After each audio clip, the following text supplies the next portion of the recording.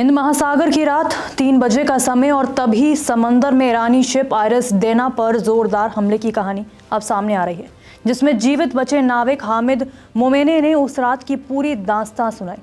ये वही जहाज था जो भारत के विशाखापट्टनम पोर्ट से एक नौसैनिक अभ्यास में हिस्सा लेने के बाद वापस लौट रहा था। ईरानी नाविक हामिद मोमेने की आंखों में आज भी वो मंजर ताज़ा है। वो कहते हैं, ना कोई चेतावनी, ना कोई अलार्म, बस एक भयानक धमाका और सब कुछ बदल गया। बीच रास्ते में भारत की सीमा से सटे श्रीलंका के पानी में अमेरिकी टॉर्पीडो का शिकार हो गया। इस हमले में करीब 84 ईरानी नाविकों की मौत हो गई थी। इस हमले में सिर्फ हामिद मोमेने बच गए। भारत में ईरान के दूतावास ने एक्स पर मोमेने के इंटरव्यू का एक क्लिप शेयर किया। इसमें वो ईरान की न्यूज़ एजेंसी से अमेरिकी हमले के बारे में बात कर रहे थे। ईरानी दूतावास ने एक्स पर लिखा, हिंद महासागर में आयरस देना युद्धपोत पर संयुक्त राज्य अमेरिका द्वारा किए गए अन्यायपूर्ण हमले की कहानी। देना युद्धपोत पर सवार नाविकों में से एक हामिद मोमेने ने कहा कि इस पोत को नौसैनिक अभ्यास में भाग लेने के लिए भारत के विशाखापट्टनम बंदरगाह भेजा गया था। लौटते समय जब पोत हिंद महासागर के अंतर्राष्ट्रीय जल क्षेत्र में था, तब उस पर हमला हुआ। लगभग सुबह 3 साढ़े 3 बजे के करीब हम पर अचानक हमला हुआ। यह हमला अंतर्राष्ट्रीय समुद्री कानूनों के पूरी तरह खिलाफ था। ये कोई युद्ध क्षेत्र नहीं था और हमें कोई चेतावनी नहीं मिली थी।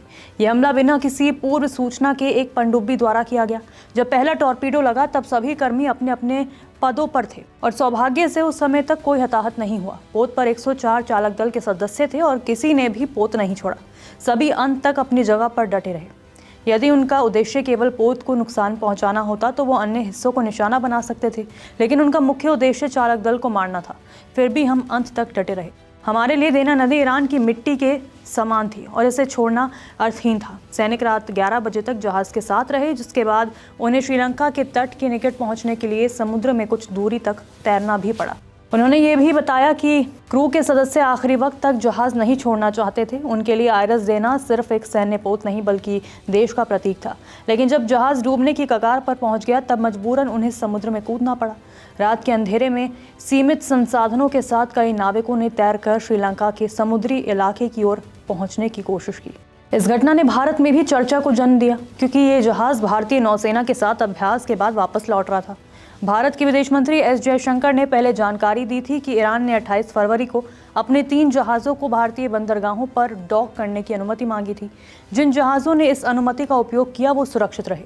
आयरस देना को भी अनुमति मिली थी, लेकिन उसने आगे बढ़ने का निर्णय लिया। घटना के बाद ये भी सामने आया कि भारत ने ईरान के एक अन्य जहाज़ को भी सुरक्षित पनाह दी थी, जिससे संभावित विवाद को कुछ हद तक नियंत्रित किया जा सका। अब हमले की जिम्मेदारी को लेकर आधिकारिक स्तर पर स्पष्ट पुष्टि नहीं हुई है, लेकिन ईरानी पक्ष ने इसे अंतर्राष्ट्रीय समुद्री कानूनों का उल्लंघन बताया। ये घटना ऐसे समय में सामने आई है जब हिंद महासागर क्षेत्र पहले से ही सामरिक दृष्टि से संवेदनशील बना है। ऐसे में आयरस देना पर हुआ ये हमला न सिर्फ एक सैन्य घटना है, बल्कि ये क्षेत्रीय सुरक्षा और अंतर्राष्ट्रीय नियमों को लेकर नई बहस को भी जन्म दे रहा है। नमस्कार, मैं हूं मानक गुप्ता। अगर आपको हमारा ये वीडियो पसंद आया हो तो इसे लाइक और शेयर जरूर करें, और हाँ, हमें सब्सक्राइब और फॉलो करना ना भूलें, ताकि आप देश और दुनिया की कोई खबर मिस ना करें। तो जुड़े रहिए हमारे साथ और देखते रहिए न्यूज़ 24।